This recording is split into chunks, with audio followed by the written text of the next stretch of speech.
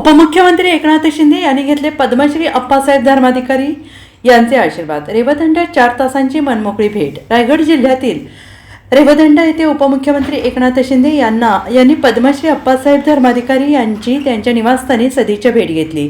या भेटीदरम्यान धर्माधिकारी कुटुंबियांशी त्यांनी मनमोकळ्या संवाद साधत विविध विषयांवर चर्चा केली। उपमुख्यमंत्री शिंदे आणि अप्पासाहेब धर्माधिकारी यांच्यात तब्बल 4 तास सविस्तर विचार विनिमय झाला। सामाजिक, आध्यात्मिक आणि जनकल्याणाशी संबंधित विविध विषयांवर यावेळी चर्चा झाल्याचं समजत आहे।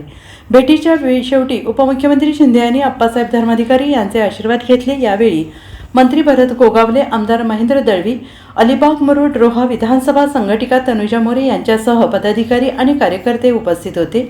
या भेटीदरम्यान परिसरात कडेकोट बंदोबस्त ठेवण्यात आला होता। Bureau report, SPN Marathi, Raigad.